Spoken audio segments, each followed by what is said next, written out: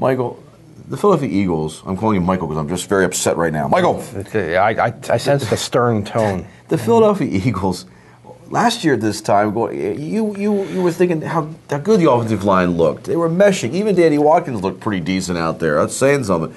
They had 50 sacks last year, at the end of the season. Babbitt had 18. Offensive line's in shambles. The defensive line coach is gone. Babbitt's been cut. What the heck happened here? Yeah, it's a disaster. It's about as bad as it can get, and I think that this Eagles group has never felt to me like a team. It's always felt to me like a collection of talent. Mm-hmm. And there were people who know the NFL who at the beginning of this year were saying this is the most talented team in the league.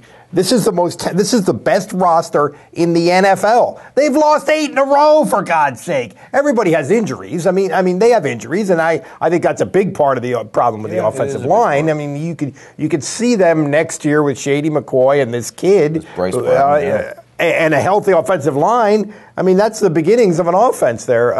But it's a disaster, and it's now enough of a disaster that clearly, I think, it's inevitable that they're going to make big changes in all areas, and therefore it becomes kind of interesting. The Eagles have been incredibly uninteresting lately, but it kind of becomes interesting now to see what happens next. Let me ask you this question.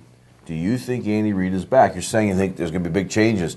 He's cutting a defensive line coach yesterday. He's making moves with younger quarterbacks as if he thinks he's still going to be there. Your thoughts? Well, I can't believe that he's going to be back next year. I think that would precipitate rioting in Philadelphia. It's just, and I don't think he's a bad football coach, and I certainly don't think he's a bad man. I think he's a good person.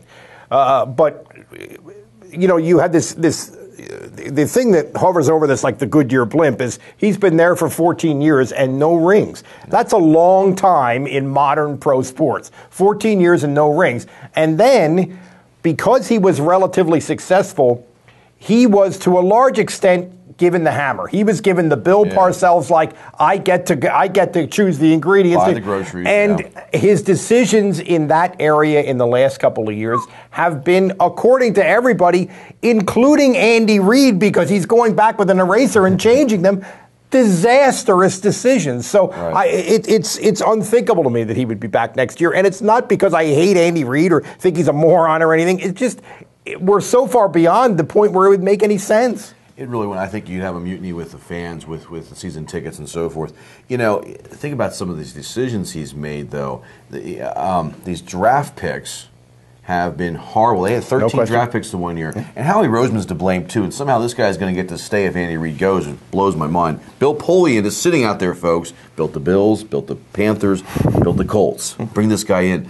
Anyhow, he had 13 picks the 1 year. And the rationale was we're going to draft all 13 guys to give us more chance to get to hit some home runs. They were all duds.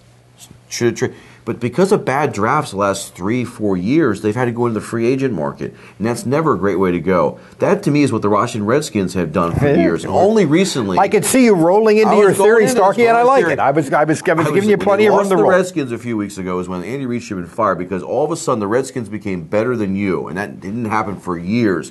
Eagles used to be able to roll over the Redskins. Not happening. So they have become the Redskins. And they are. And the Washington Redskins have drafted decently and with the obvious example of RG3 and now have a pretty promising future for having built it in this sort of the old-fashioned way. The Redskins used to get rid of all their picks because they traded them away to go get that marquee name, and they didn't work out, and they had to go out in free agency. Now they've gone the opposite way.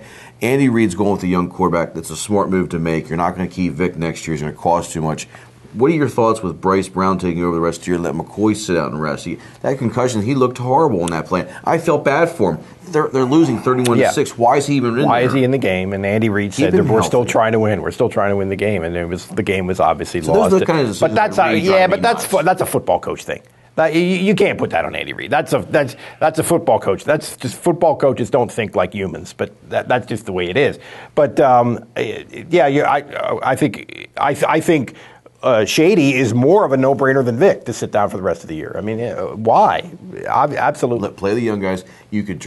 Unfortunately, this is a draft coming up. The Philadelphia has this tendency There is no good quarterbacks coming out of this draft this year. There's no stud players sitting right now. They have the 5th pick. They'll probably have a better pick when it's all said and done. There's no Calvin Johnson sitting there. There's no, they draft they could draft an offensive guard from Alabama or go draft a linebacker. It's going to make them better, but there's not that. There's no Andrew Luck or RG3. No, there's no Andrew Luck. There's no single guy to build around. So I mean, they're bad year to be bad. It's enough of a disaster right now, though, that at least it's interesting to see what's going to happen next.